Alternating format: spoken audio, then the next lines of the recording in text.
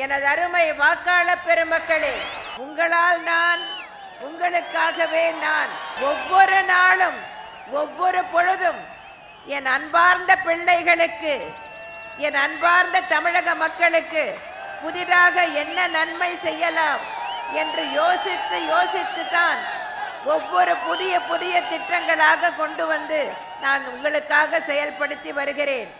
நீங்கள் கற்பனை கூட செய்து பார்க்க முடியாத பல திட்டங்களை நான் கொண்டு வருவேன், உங்களுக்காக செயல்படுத்துவேன். இது திண்ணம் என்ற வாக்குறுதியை இந்த நேரத்தில் உங்களுக்கு நான் அளிக்கிறேன்.